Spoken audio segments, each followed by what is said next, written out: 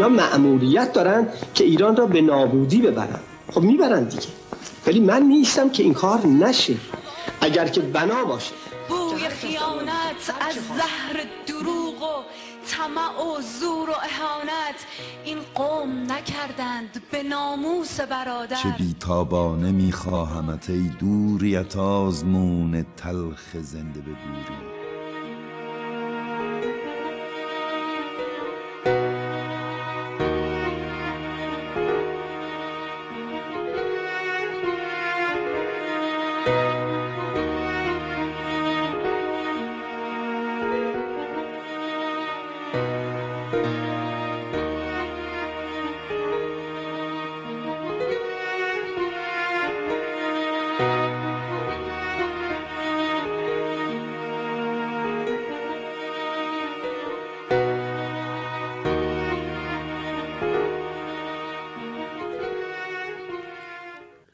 آن سوی آبها وطنم بود، خاک غریب گم شده من خوابیده روی بستر تاریخ، جاری میان روح و تنم بود.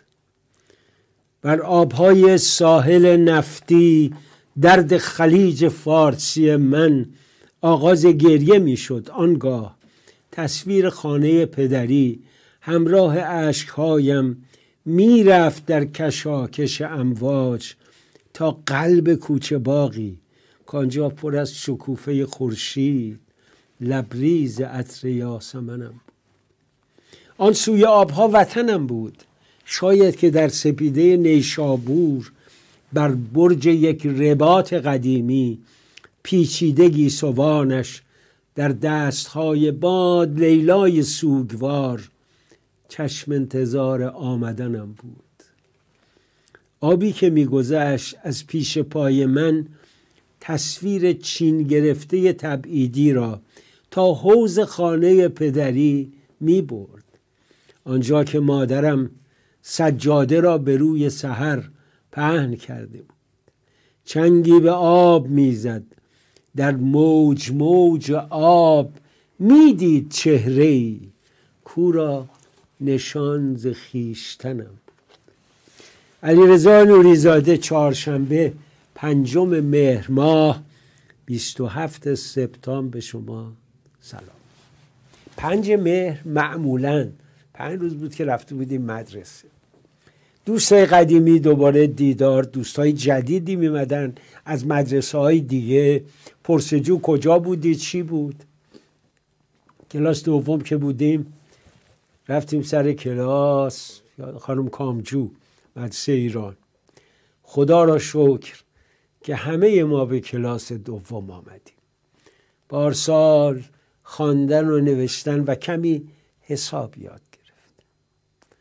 هنوز یادم، هنوز اون زنگای ظهر بودو نهار رو بزن به رگ و برگرد، بازی و 2 ساعت 12 تا 2 بعدم برگشت سر کلاس های عصر و 4 راهی خانه شو که مادر با آغوش باز منتظره بود. حالا آن سوی آبها وطنم بود. نمیدونم چه خبره. خب مهم نیست. میریم سراغ متقی عزیزم، همکار جوانم، تا او که به هر حال از صدا و سیمایی های جدید بود، اما قدیمی 40 سال پیش. آخرین برنامه که اجرا کردم یادم نمیره. روزی بود که تهران آتیش میزدن. یه برنامه زنده رفتم از 6 تا 9 شب و اونجا میگفتم که دارید فریاد میزنید، آتش میزنید، اما چشمتون رو باز کنید جلو پا چاه نباشه. اون شب رو یادم نمیره. شنوندگانی زنگ زدن که یادم یکیشون زنگ زد گفت ما داریم با خودمون چه میکنیم.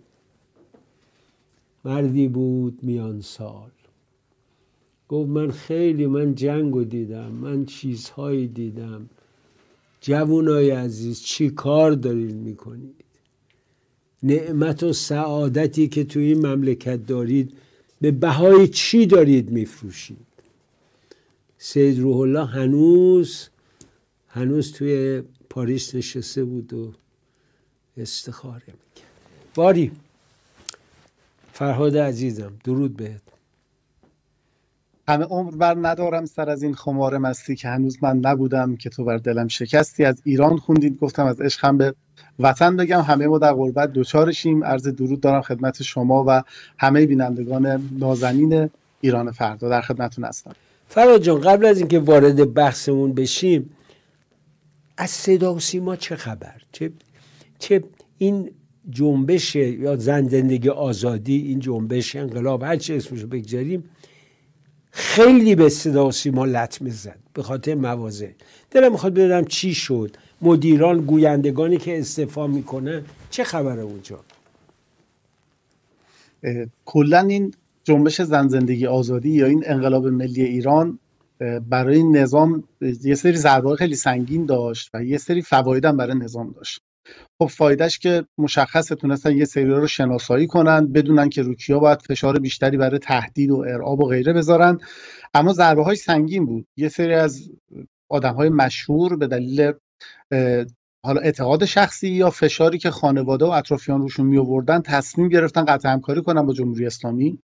جمهوری اسلامی که صدا و سیماش مدت هاست ورشکسته است و درآمدزایی نمیکنه، یک چاهی میمونه که ته نداره و هی دارن بودجه میریزن، کسی هم نگاه نمیکنه. یعنی نتونستن استراتژیشون و اون سبک زندگی ایرانی اسلامی که خودشون تبلیغ میکنن و با اون پیش ببرن، نتونستن حداقل برنامه‌هایی بسازن که بگن این برنامه‌ها میتونه در جهت تفریح مردم اونا رو جذب بکنه، ما بتونیم از درآمد تبلیغات اونا استفاده کنیم. عملاً همه کسایی که برای تلویزیون میتونستن تبلیغات بیارن از این رسانه جدا شدن. قشر بسیار زیادیشون هم در طی این انقلاب شکوهمند سال گذشته بود که همچنان هم به زعم من ادامه داره. رفتن کسایی مثل مهران مدیری که بدون برو برگرد، یعنی هر برنامه که مهران مدیری میساخت در تلویزیون شانس گرفتن تبلیغات زیادی رو داشت و هزینه‌های سرسام‌آور تبلیغاتی، تا آدم‌هایی که بیایم پایین‌تر آدمای زیادی بودن. مثلا ما در رادیو مخصوصا یکی از گویندگانی که چندین سال، فکر کنم 10 سال جزو بهترین گوینده‌های ورزشی سازمان بود، صبحانه اکرامی، خداحافظی کرد رفت. خیلی‌ها رفتن. نظام فکر کرد که اول میتونه اینا رو با امثال مهران رجبی ها یا این بچهای هیئتی و غیره بیاره، سعی کنه جای خالی اینا رو پر کنه. به خاطر اینکه فکر ذهنیت اینه دیگه، ما فقط باید یه تلویزیون یه چیزی باشه که روشن باشه و شعار ما رو پخش کنه، مهم نیست مردم ببینن یا نبینن. ولی به خاطر تمام ارزیابی‌هایی که خود سازمان انجام میده و فشارهایی که از طرف نهادهای حکومتی میاد که آقا این چه وضع مدیریته، الان چند هفته شروع کردن فشارهای امنیتی آوردن به این افراد.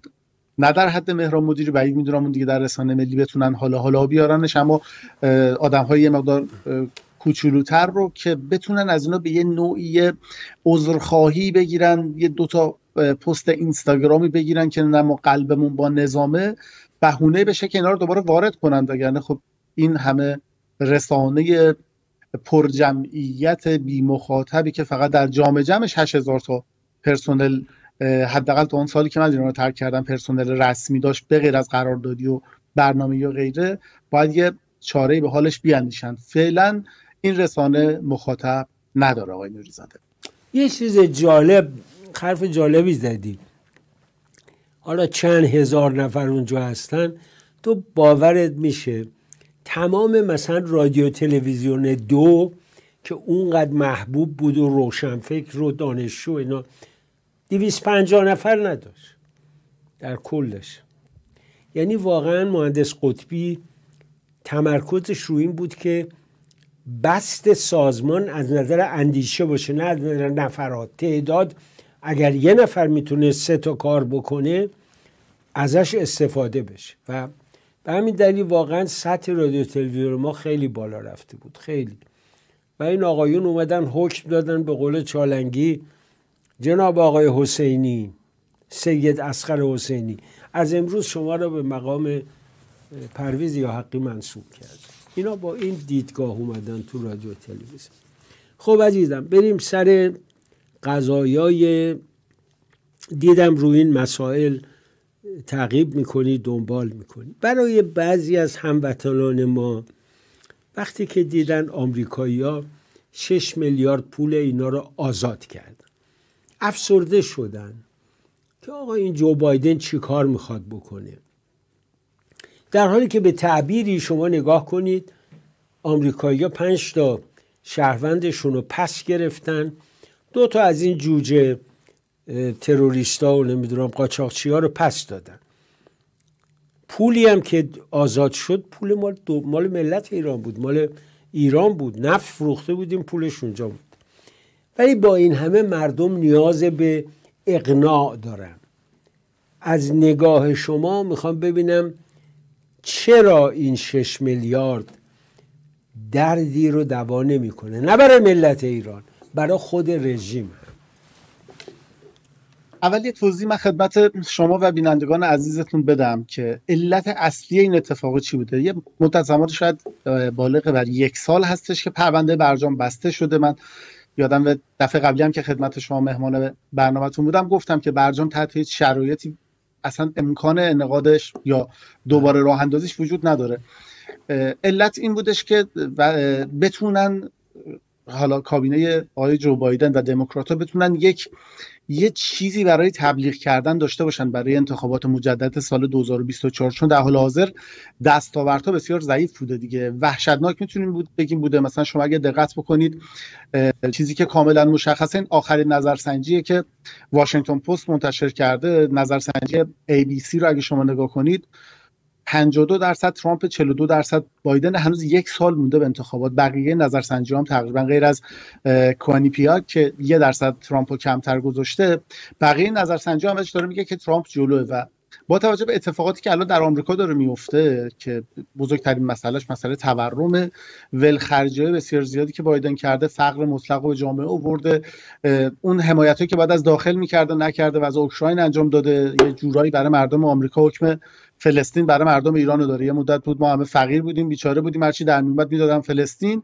ما هم میگفتیم آقا کار نداریم حق با کیه، ولی چراغی که به خونه رواس به مسجد حرومه. الان همون اتفاق داره تو آمریکا میفته.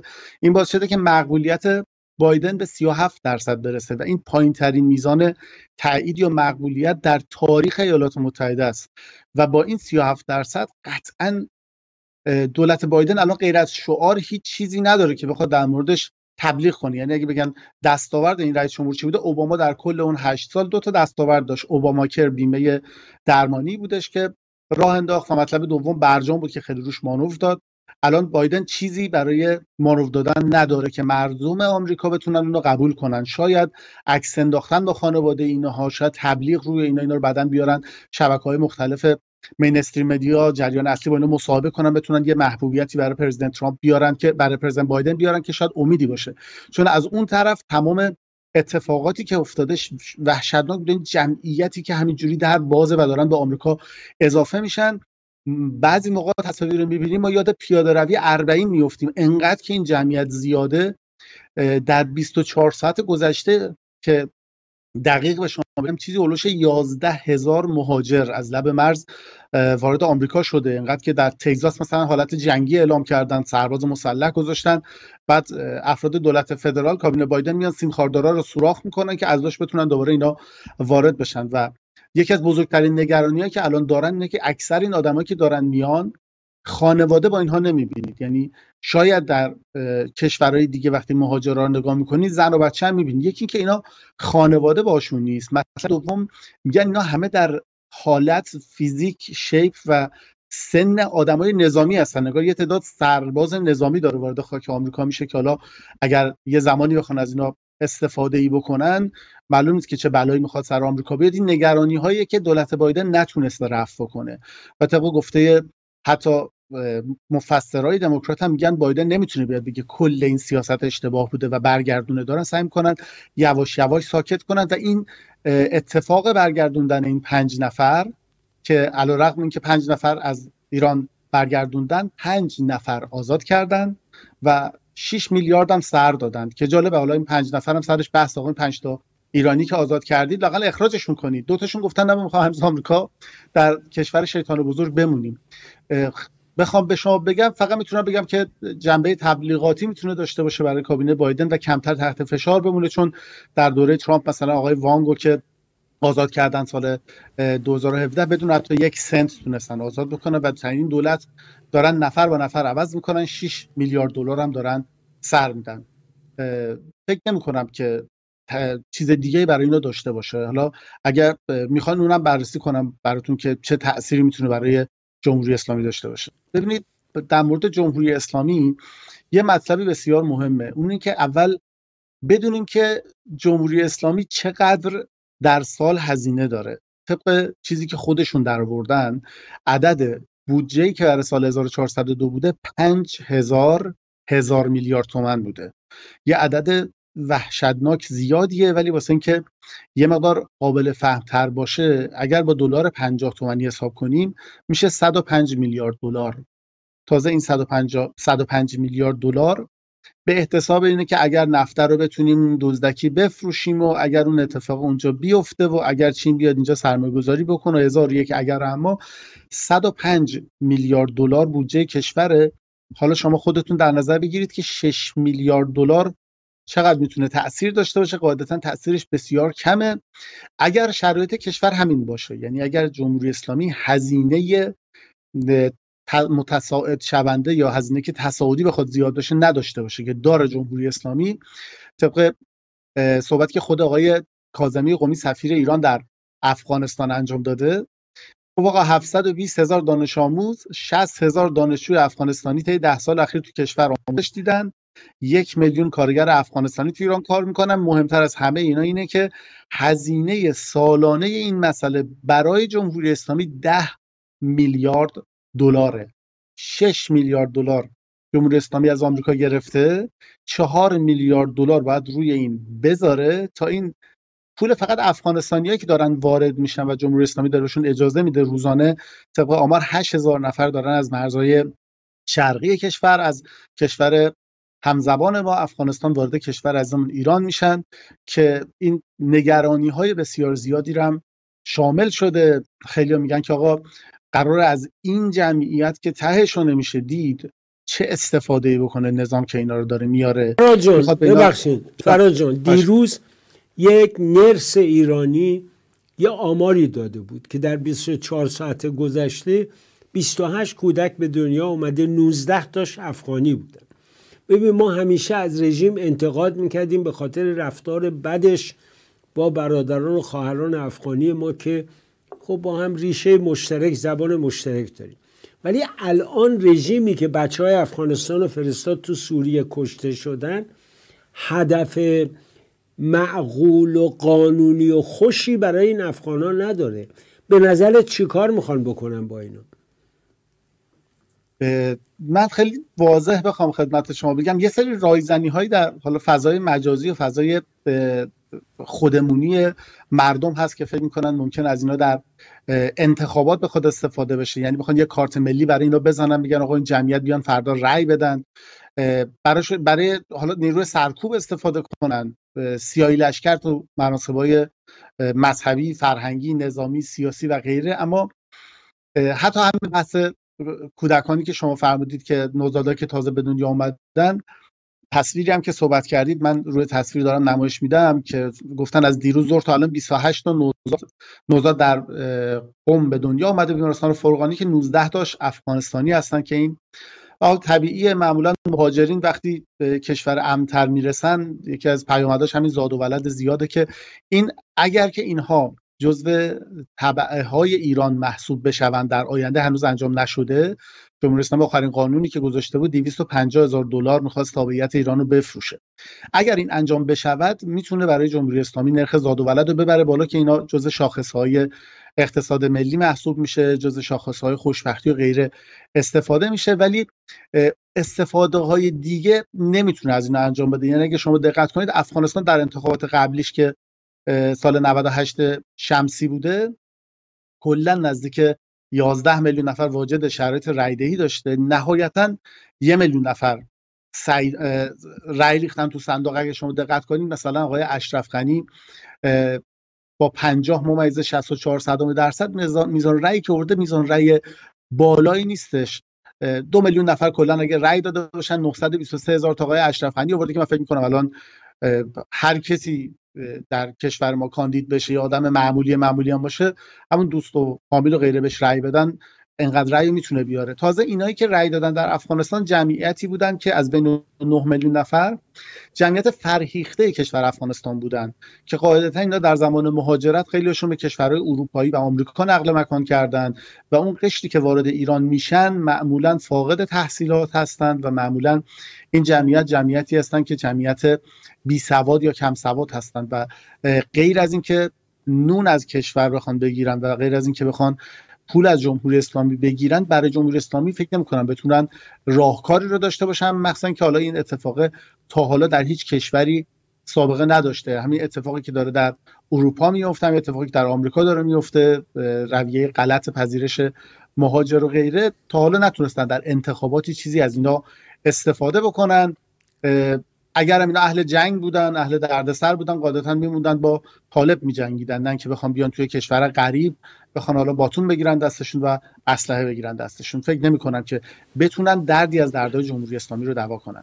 به هر حال سرگیجه رژیم ادامه داره دیگه. یه سری اینا رو برد تو سوریه به کشتن داد، با نمیدونم $5000 5 میلیون تومان به اینا داد و خانواده‌های بسیاری افسرده و دردمند شدن برای جوون شوهرش، اینا که رفتن کشته شدن. بنابراین رژیم برای کسی اندیشه مثبتی نداره. یه وقتی شیعه ها رو می آوردن بهشون کار میدادن توی بساطشون، ولی الان شیعه های هزارم که این رژیم رو شناختن دنبال این رژیم نیستن. تاجیک‌ها هم که آزردن به شدت. من داخل افغانستان میشناسم افرادی رو که همین آقای شاه مسعود احمد مسعود لندن بود و اینجا اومد و دیدیمش، حرف زدیم باش و اینا همشون رژیم جمهوری اسلامی عصبانی هستند، آزردن و میگن وقتی آمریکا ما رو فروخت جمهوری اسلامی یه تکونی به خودش نداد، در حالی که طالبان به این راحتی نمیتونستن بیان. موضوع دیگری که باز جالب، یه نکته در مورد همین مسئله بگم، در مورد افغانستان یه نکته که خیلی برای مردم رو مهمه، ببخشید صحبت شما رو قطع کردم. اومدن افغانی‌ها یکی از فوایدی که جمهوری اسلامی داره اینه که 100% آمار جرم و جنایت رو میبره بالا و باعث میشه یه موج عظیمی بین مردم از ترس بیفته و همونطور که اون مسمومیت‌های سریالی مدارس باعث شد مدت زمان زیادی دغدغه مردم به جای آزادی بشه حفظ جون بچه‌هاشون در مدارس، این اتفاق دقیقاً میتونه دوباره تکرار بشه. در یک هفته گذشته تصاویری که خود صدا و سیمای داخل پخش کرده، 10 نفر افغانی ریختن چندین خونه رو، در حالی که اعضاش تو خونه بودن بردن تو شوفاشخونه زندانی کردن، با قمه زدنشون، وسایلشون رو بردن. ببین ما داریم در مورد یه سری انسان حرف میزنیم، نمیخوام نجات پرستی اصلا حرف بزنم، میخوام بگم اینا به دلیل فشارهایی که روشون بوده و نبودن آموزش مناسب، زبانشون با ما یکیه ولی فرهنگشون با ما شاید بگم 180 درجه متفاوته. ما فکر نمی کنم حالا در دنیا کشوری رو به اون صورت داشته باشیم مثل افغانستان که اگر خانواده بی پول میشه دختر 3 ساله یا 4 سالش رو میبره میفروشه، جاش پول میگیره میاره که خرج بکنه. ما در بدترین شرایط عام کشور ما اینجوریان که از گوشت تنشون میکنن میدن بچه واسه اینکه بچه حتی خم به ابروش نیاد، یعنی دلش نلرزه. حالا شما فرض بگیرید این جماعت دارن میان و به جای اینکه بچه‌شو ببره بفروشه راه راحت‌تر داره، اونی که بره دزدی کنه، بره سرقت کنه. آدمایی که بی سواد و کم سوادن راه دیگه غیر از این بلد نیستن که بتونن خفت کنن، بتونن دزدی کنن، بتونن چپاول کنن تا بتونن خودشون رو نه تنها سیر کنن بلکه بتونن مال هم به دست بیارن. و متاسفانه به خاطر شرایط فعلی مملکت انقدر دسته‌های خلاف و غیره زیاد شده که حاضرن بخشی از خلافاشون رو بدن اینا انجام بدن چون اینا دستمزد کمتری میگیرن. من فکر کنم یه اتفاقی که در آینده نچندان دور شاهدش خواهیم بود همین بحث جرم و جنایتی که این افغانستانی ها دارن با خودشون به داخل کشور میارن و مدت زمان زیادی هست که مردم ما درگیرشن و این درگیری متاسفانه بیشتر هم خواهد شد، برای اینکه نه نظام توانش رو داره که بخواد نیروی پلیسی یا نیروی حافظ امنیت خودش رو بیشتر بکنه، نه قصدش رو داره، چون تمام این درگیری ها باعث میشه که حواس‌ها به سمت دیگه پرت بشه. بازم به صورت منو ببخشید که صحبتتون رو قطع کردم. خواهش می‌کنم. به نظرم حتما فیلم اسکارفیس آلپاچینو رو دیدی. بله. در این فیلم فیدل کاسترو بعد از اینکه اون جریان حمله به کوبا شکست خورد، در رو باز کرد، 1,000,000 کوبایی گو برین امریکا. امریکایی‌ها وقتی اومدن برای اینا کمپ زدن، به مرور دیدن صدها تن از اینا آدم کشا، ریپیستا، چاقوکشانی بودن که کاسترو مخصوصا اینا رو فرستاده تو آمریکا که بیان و همینطور هم شد. جرم و جنایت بالا رفت. 90% یا بیشتر افغانی های همسایه ما آدم های شریفی هستند، آدم هایی که واقعا عرق میریزن، جون میکنن. چقدر در ایران جاده درست کردن، ساختمون درست کردن، زحمت میکشن. الان مثلا در یه خانه سرایداره، تمام خانه رو هم تمیز میکنه، آب استخرش هم نمیدونم تمیز میکنه، همه کارا رو میکنه. دلخوشه به یه اتاق که بهش دادن با زنش اونجا زندگی. منظورم اینه، ولی رژیم به نظر من با تعمد اونا رو میاره، اونایی رو میخواد که به قول شما که حرف به نظرم بسیار مهمی رو شما زدی، بعدم به اسم افغانها. اینم یادتون باشه رژیم ممکنه فردا مبارزان رو بکشه، بگه افغانها کشتن، کاری نداره. آقای رفسنجانی بعد از قتل‌های زنجیره‌ای فرموده بودن یکی از این افغانها رو میگیریم، میگیم بیاد اعتراف بکنه به این قتل‌ها، چون فروهر طرفدار احمدشاه مسعود بوده فلان، اینا گفتن بیا بکشه. یعنی آقای رفسنجانی اینجوری فکر کرد یه افغان رو بگیریم بیاریم بگیم اعتراف بکنیم. فراد جان با ما باش، ما یک درنگ کوتاهی بکنیم بریم بسیار آهنگ دلنشین رو با هم گوش بدیم و باز کردیم. بسیار جالب بود کامبینیشن بابک امینی و اردوان، بسیار زیبا بود. خب برگردیم پیش فرهاد خان عزیز. خب فرهاد، نکته دیگر رو به نظرم بد نیست ما هم صحبت کنیم. گوییم که دیگه تشتش از بام افتاده. این داستان رابرت مالی بود و درسته؟ ایرونیا خیلی تلاش کردن.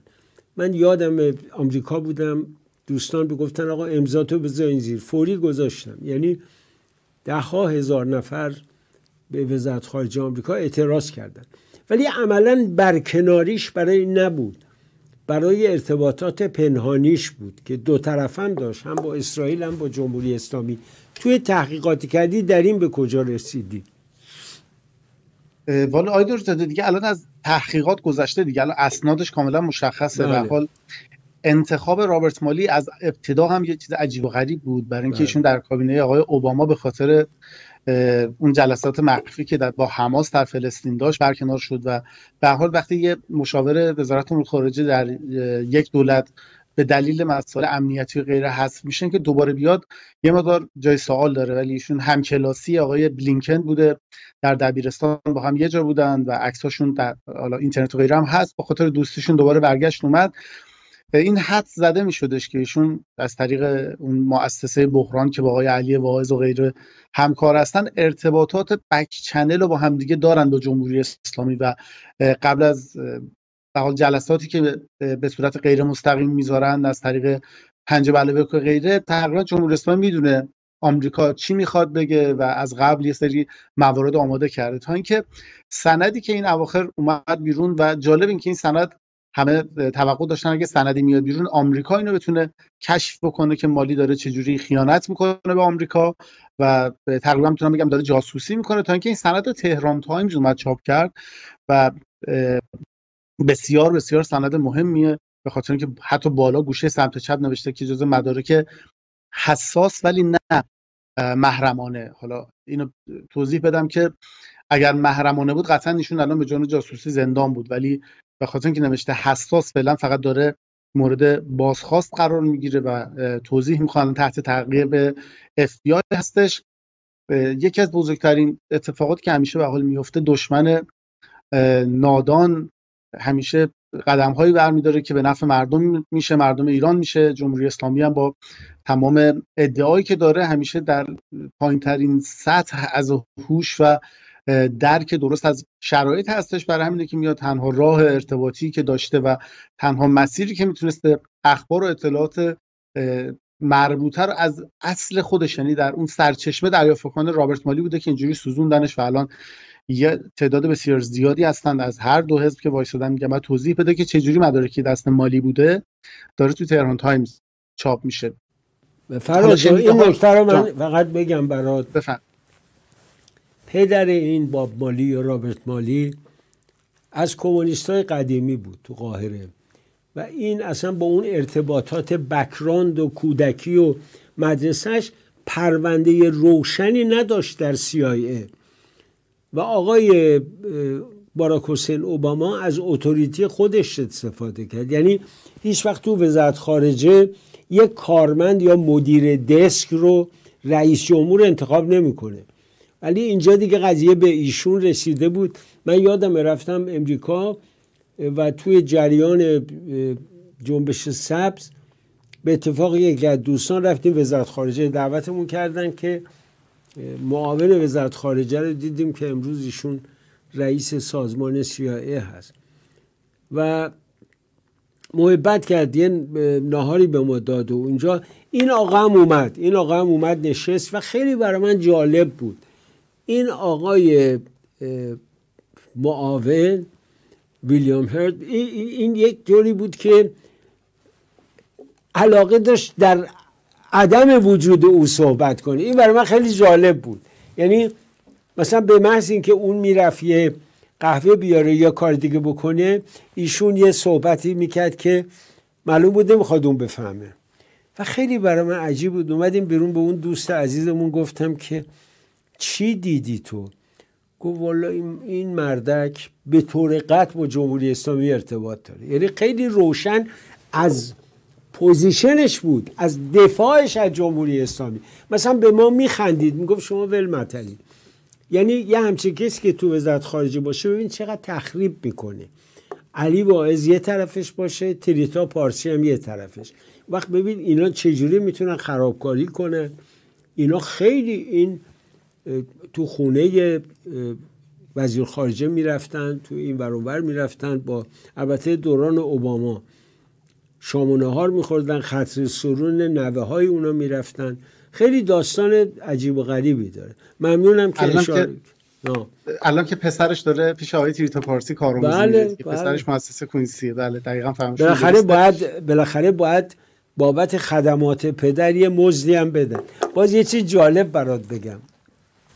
یه دوستی دارم در مسقط، کاری هم هست. یه روز به من گفت آقا تو میدونی اینجا یه ملاقات پنهانی بین آقای باقری معاون سیاسی وزارت خارجه و باب مالی انجام گرفت. گفتم محاله. گفت آره. گفتم اینا توی 2 تا هتل دیگه رو. گفت آقا جان دیشب یکی از مقامات عمانی مهمانی داد، پرایوت خصوصی، که تعداد آدمایی که اونجا بودن 7-8 تا بودن از مسئولین. این 2 تا هم اونجا بودن. 5 دقیقه بعدم رفتن یه گوشه میزی گذاشتن نشستن و 1 ساعت هم مشغول حرف زدن بودن و کسی هم اونجا نبود. این برای من خب قابل تأمل بود و ایشون حمالة الحطب بود. از یه طرف به اسرائیل خبر میداد، این جالبه، و طرف به جمهوری اسلامی. یعنی مأمور 3 جانبه بود. باری بگذاریم بریم سر موضوعات دیگری که میخوام راجع به صحبت کنم. یه موضوعی که من خیلی برام قابل تأمله، اینا واقعا میخوام ازت بپرسم نظرتو بدونم. ببین مثلا برای من اطلاعاتی میاد که فلان آقا در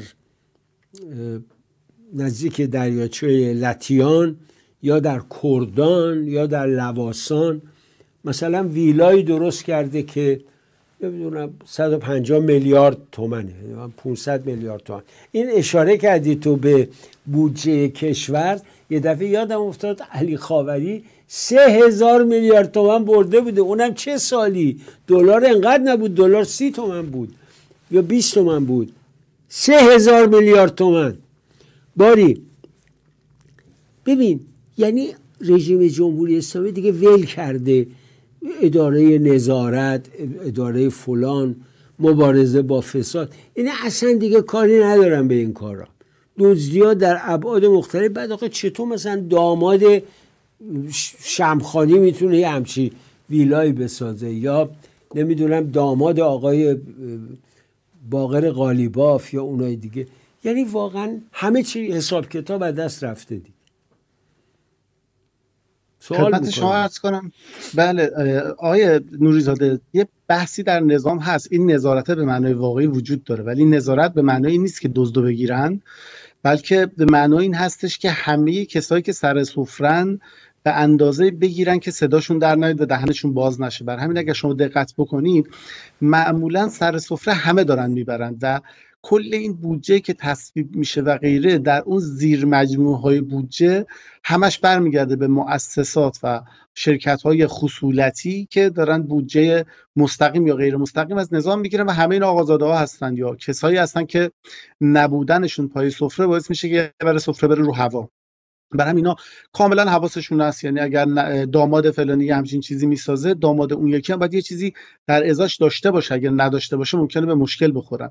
و کل این ثروت، چیزی که حالا خودشون در رسانه‌ها اعلام میکنن، گهگداری وقتی بحث انتخابات میشه و دعوای بین اصولگرا و اصلاح طلب در مورد آقای لیلاس همین 2 ماه پیش 3 ماه پیش گفت دولت مجبور سالی چند هزار میلیارد تومان اسکناس چاپ بکنه، نه برای اینکه بده به مردم، برای اینکه بتونه این آدمایی که دارن پول میبرن از نظام و پولشون رو بده که به داستان نخوره. این چیزی که دیگه خود آقای لیلاز در اون ویدیویی که با روزنامه اعتماد گرفته داره میگه، یعنی اینا همه این چرخه، همه این پول رو گرفتن اینه که بتونن خود خویشاوندایی که سر سفره هستن بتونن همشون به اندازه کافی بردارن و هیچ مسئله. من یه چیزی که کاملا از داخل بهم گفتن کسایی که در مسند هستن، در قدرت هستن، میگن اگر یک نفر در یک شهرستان یک اختلاس بزرگی انجام بده، اینجوری نیست که اینو دستگیرش کنن، که اینو میارن در استان، میگن بچه زرنگ، عین جمله آدم با دست و پاریه داریه، بچه زرنگیه، میارن در استان میگن بزرگتر وردار سهم ما رو بده. یعنی از این اختلاسگرا شما ببینید برای چی اینا تو زندان نیستن؟ برای اینکه میارن میگن برای من اختلاس کن، تو واردی بیا یه طرحی بده ما بریم این طرح رو بذاریم مثلا تو بورس بتونیم اینجوری پول بیاریم، یه طرح جدیدی بده واسه پیش فروش خودرو، یه طرح اون قدیمی لو رفته، طرح جدیدی بده واسه پیش فروش مسکن. همه این اتفاقاتی که تهش میخوره به سپاه و میخوره به نظام و غیره، تمام نظارت خارج از این دایره است. شما طرف یه گوسفند دزدیده تو مشهد دستشو قطع میکنن، طرف به اندازه چه میدونم 65,000 تا دامداری پول اختلاس کرده، سرقت کرده، راحت داره بس خودش صاف میگرده.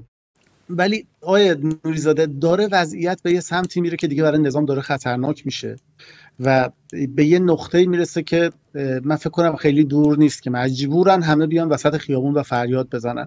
حتی همین چیزی که تو همین برنامه داشتیم صحبتشو میکردیم، همین پناهنده هایی که دارن سمت افغانستان میان به داخل کشور، اینا ممکنه در حالت فعلی نظام اینها رو بتونه به نفع منافع خودش بدونه، ولی ما یادمون نرفته همین نیروهای طالبانی که در داخل ایران آموزش دیدن و رفتن این کشتار رو در افغانستان پیاده کردن، سر آبرود هیرمند بدترین توهینا رو به جمهوری اسلامی کردن، درگیری مرزی داشتیم، نیرو زدن کشتن و نظام نتونست حرف بزنه.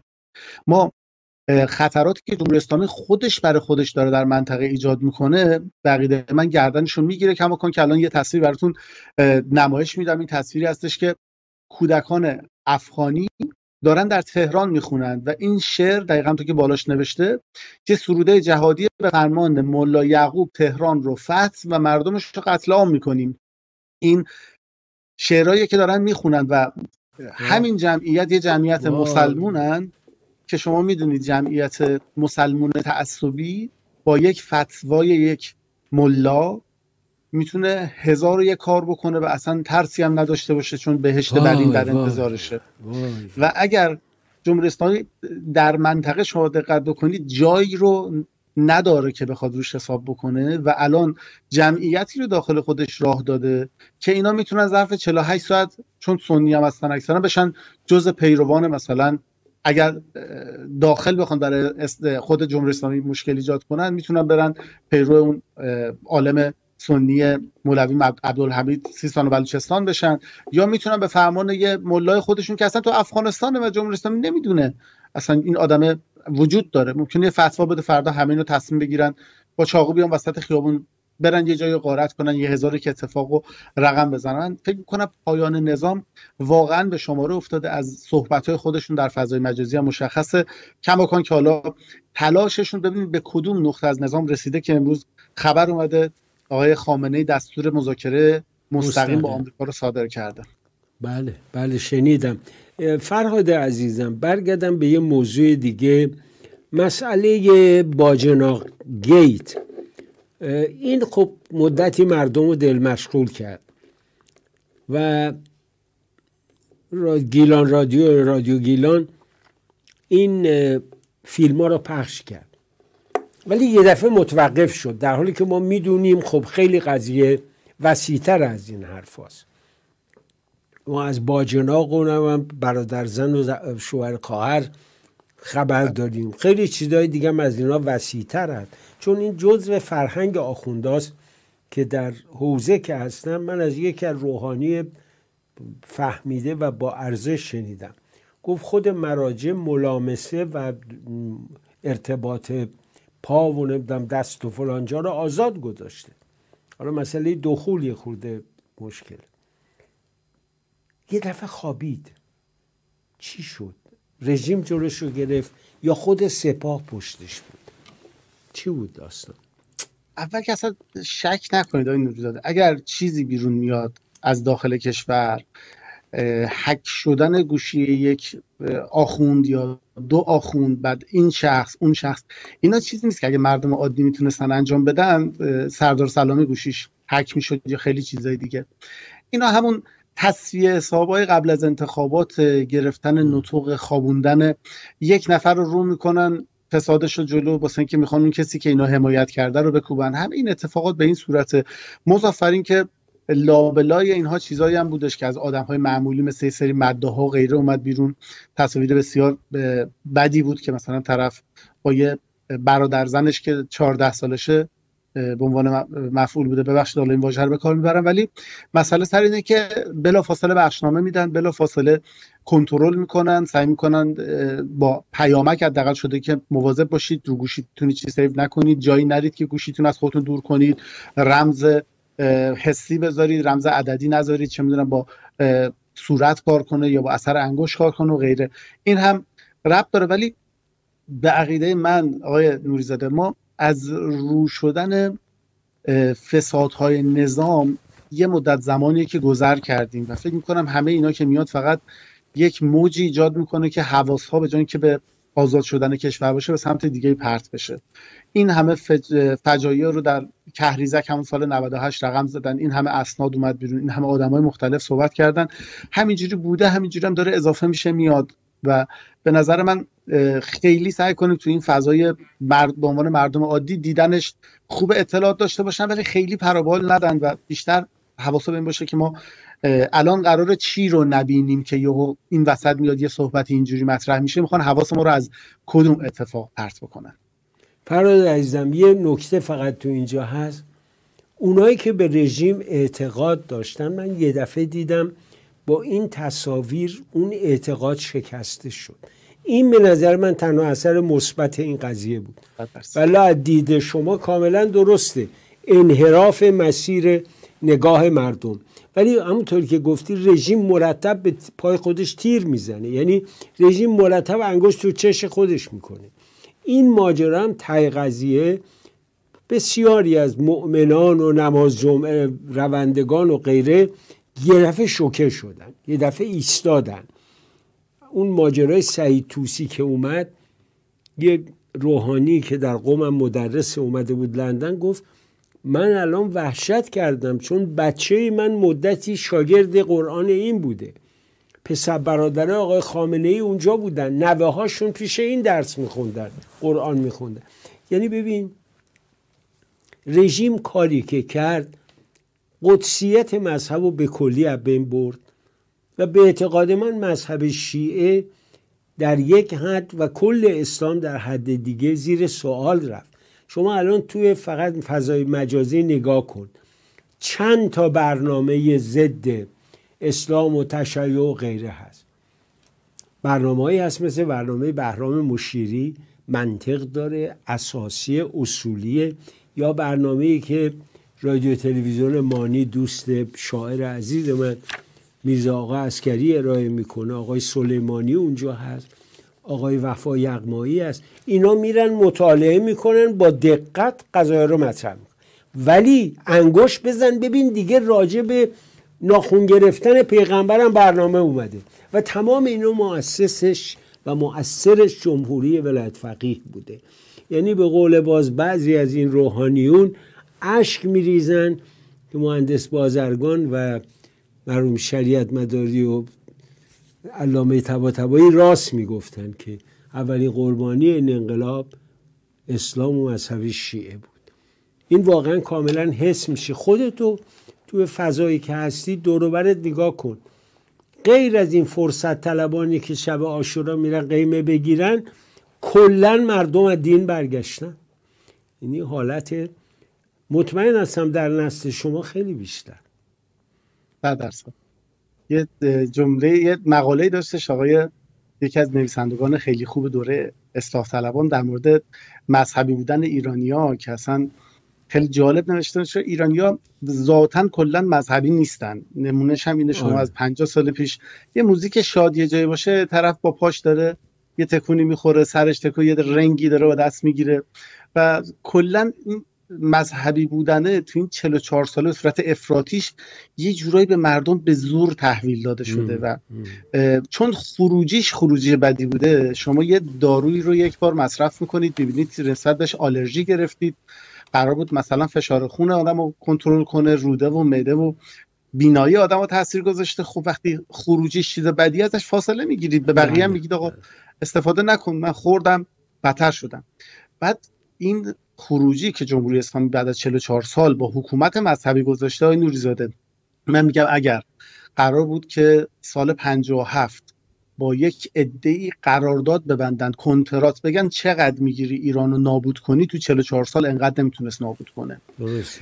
انقدر نمیتونست سرمایه‌های کشور رو به باد بده. آقا 8 ماه از فرودگاه شیراز دارن طلا میبرن. 8 ماه دیگه آقا سیر شدن هم دیگه.